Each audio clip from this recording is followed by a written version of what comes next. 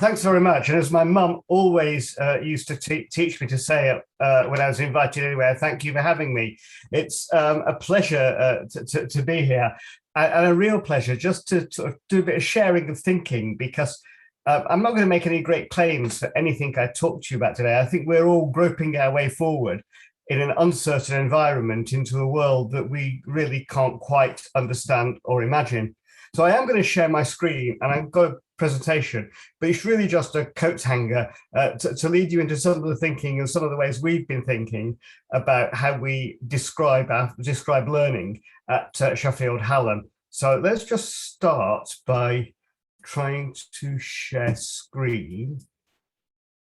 And I'm going to just now try and put that onto slideshow. Oh, ready. Right, can you see my slide screen? Okay, so what are we learning? And I'm just going to run through this pretty quickly.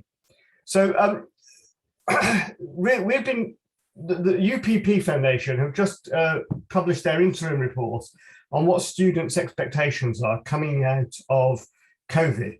And they highlight three broad headlines. They want certainty and clarity. They need additional support, and there's a good deal of evidence that they look for a sense of community.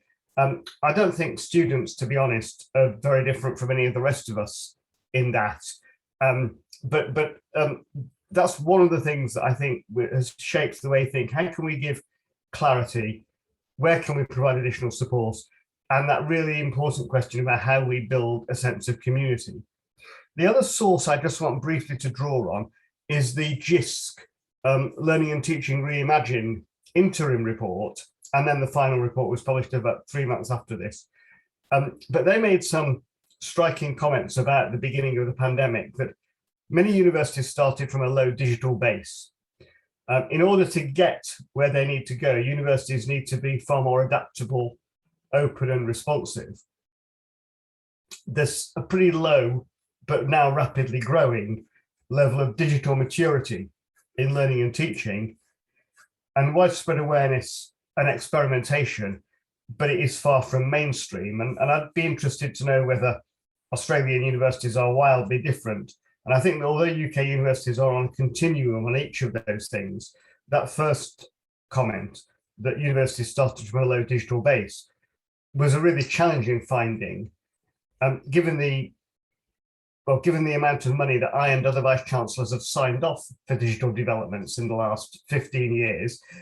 It's a striking and worrying finding. There are some challenges in each of those. Just then go on to say that reshaping learning and teaching is a long-term strategic program that requires integrated planning. And of course, what COVID did was to push us away from long-term into short-term. That inclusion and accessibility must be a core priority. And one of the things we discovered, I'll come on to this a bit later, is just how diverse our students were in their access to digital technologies. They all had phones, but not all of them had computers. They were reliant on loan computers on campus for that. The staff capability is absolutely critical, and that changing digital environments will require sustained long-term funding. And again, speaking purely as a Vice-Chancellor, it's always slightly disturbing when every innovation depends on sustained long-term funding. It's one of the great challenges of running any organisation. So the problem with each of those, we can begin to map out. Reshaping teaching and learning is a long-term strategic programme that requires integrated planning, but as we all know, universities are complex structures in which integrated planning turns out to be extremely difficult. They're often centrifugal structures in which disruption happens in individual departments, research units, and schools.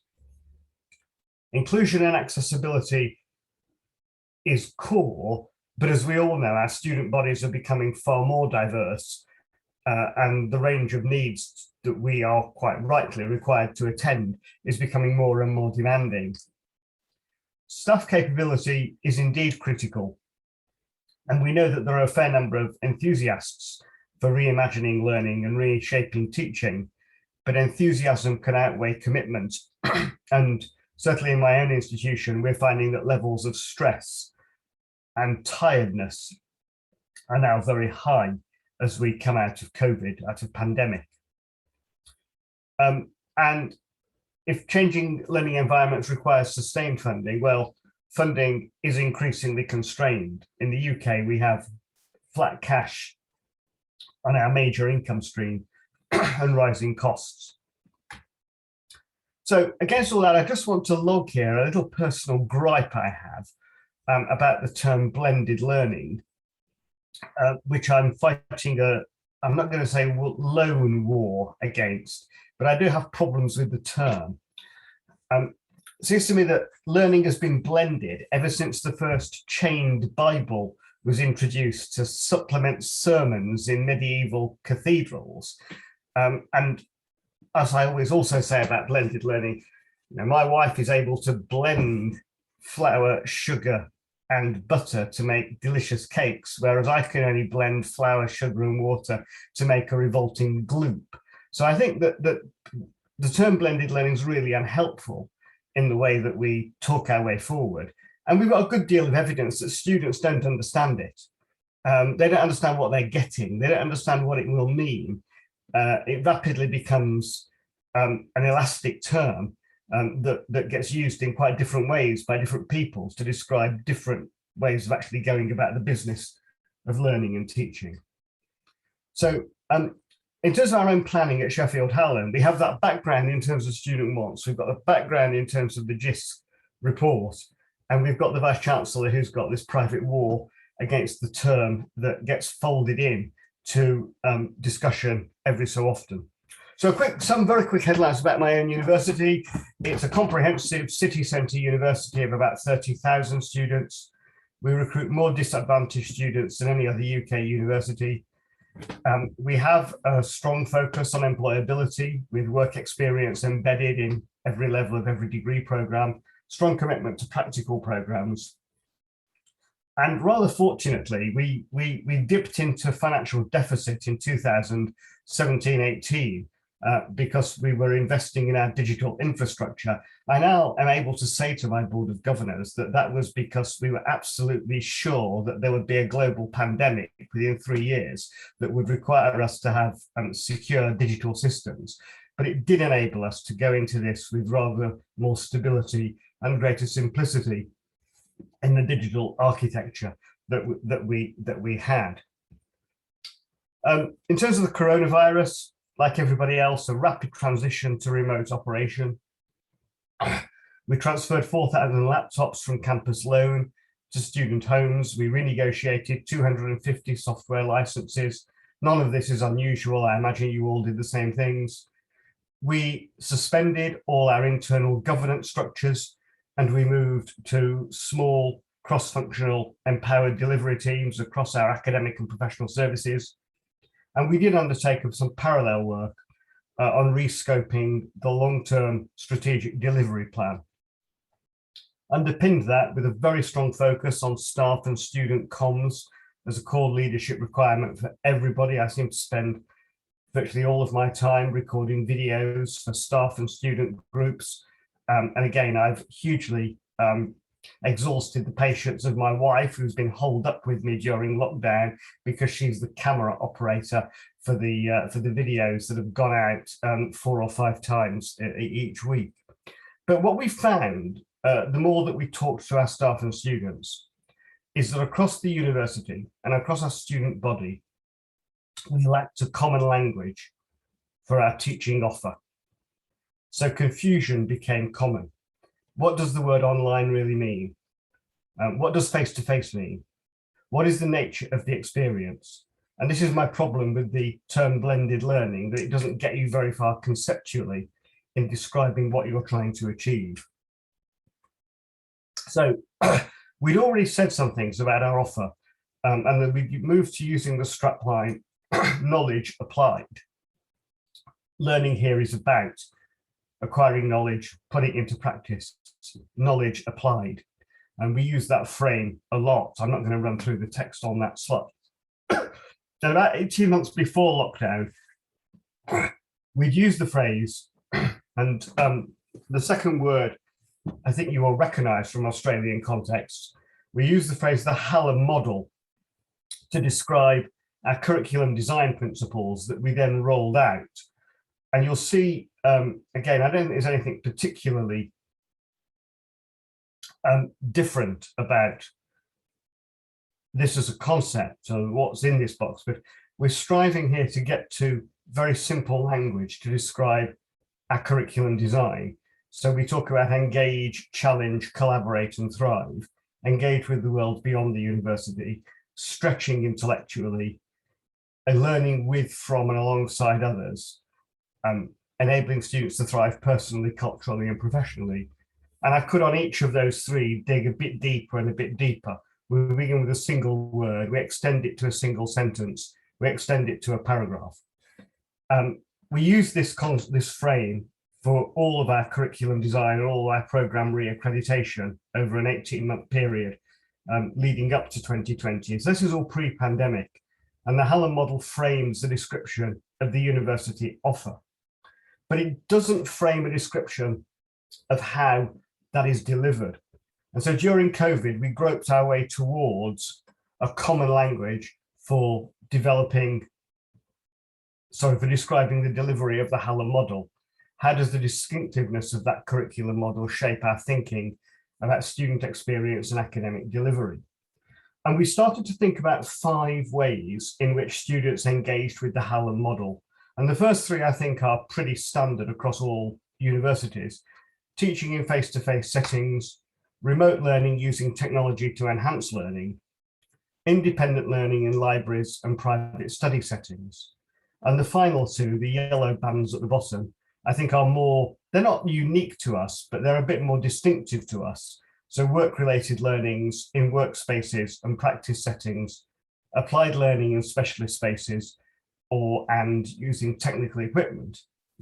Now, what I hope you're seeing here is that we're beginning to break down words like apply, face-to-face, and so on, and begin to give it some slightly deeper description. And began to use this in May this year in our conversations with heads of departments about their planning assumptions for the 21-22 academic year that we're just beginning. And that led us increasingly to think, can we find some linguistic specificity about this that enables us to have conversations with heads of department and course teams, and also then gets us to a position where we can talk to students about the offer. So we went through a series of revisions and discussions, and we begin to now try to simplify the language. And simplifying language is something that I've always been pushing in this and other universities. The simpler you can find the language to describe with precision what you're trying to achieve, the more you can build the complexity into actually delivering it. So we started talking about learning through teaching is the phrase that we use to describe, in-person teaching is the phrase that we use to describe learning through teaching. Learning remotely is what we use to describe working online. Learning through working, I'm not going to repeat the pattern, independent learning, and learning by doing. And we then began to construct little infographics that could communicate this through to students. And also enabled us to map this across the university. And I'll put the infographic up and just riff on it for a couple of minutes.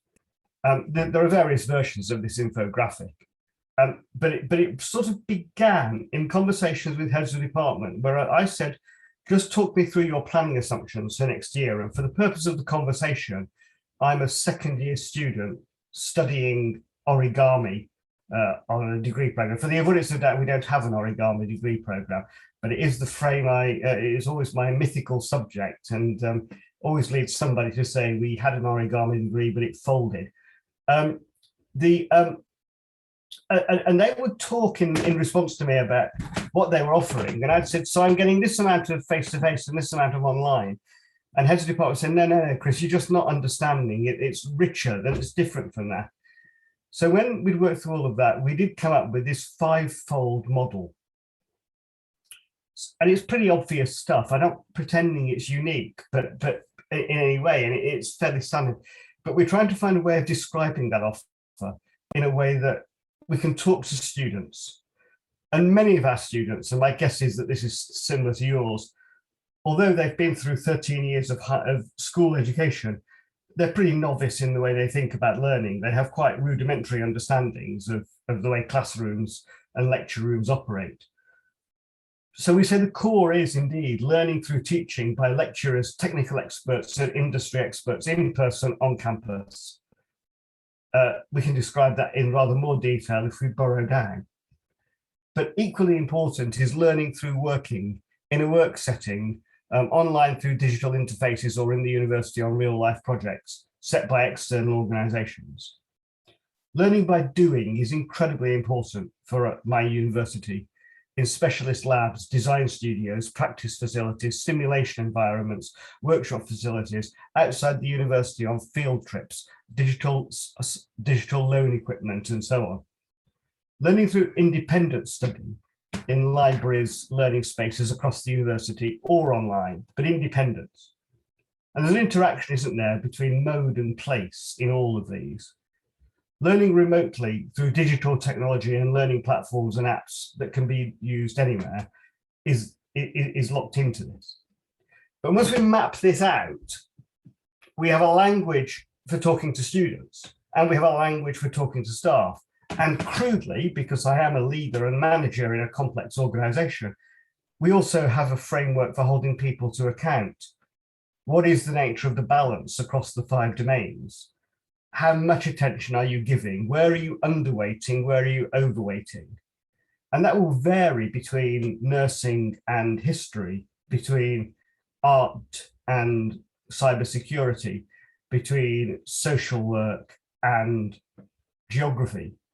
But it begins a frame that we can have the conversation. So this is not a tool for delivery, it is a common language for describing and talking about learning, and a common language that enables us to describe and understand the offer that we're putting in front of students. I don't think by any stretch of the imagination my university is a digital leader. I do think that we've done some hard thinking about the way we describe what we do. And as I've already suggested, for me, in the complex landscape of learning, common language and simple language feels important. And so we do then pull this together. This is taken from the underlying infographic information set that we've described to students. We say we have worked with our students to refine our approach to learning, so it combines the benefits of in-person teaching and interaction with digital learning and support. We talk about extending beyond the campus, and we're using the phrase the extended campus, the relationship between the physical and the digital, to describe that. We do say that the amount of on-campus learning varies by course, by module, by level, but it all comes back to the 5-domain model. All students can expect to be operating in every domain at every level of every course, but it does enable us to bring it back to that. And then we do say that on-campus teaching is supported by, on-campus learning rather, is supported by teaching, learning and support provided online through digital, of course. We do talk, and we put a huge emphasis on access to physical equipment and resources in labs, digital editing suites and so on. And we do lock placements in to what we do. So that's it. That's all I'm going to say. I've tried to talk a little bit about how we as a university have grappled with this. I don't, as I've said, think that we are special. I do think that we have done a little bit of thinking about, not about what we, well, partly about what we do and more about how we describe what we do. And for me, that transition to the common language has been really important in helping us to think with a little bit more clarity across a big and complicated organization about what we're offering, how we want to describe it, and how we want students to experience it. So our next steps, We're just embarking on a comprehensive review of our portfolio with a focus on simplification and performance around some core themes across the university. We are re-emphasising our focus on digital leadership for our senior and middle leaders. And we've learned over the last year that leadership is absolutely critical and devolving leadership across the organisation. We do need to spend a lot of time embedding the common language as the way we describe learning. I think that people need to get absolutely sick and tired of me banging on about it in order for them to get used to using it. And we do want to think, because it's critical to the way we think about those 5 domains, about our concept of the extended campus as a fused physical and digital entity. And I'll stop there.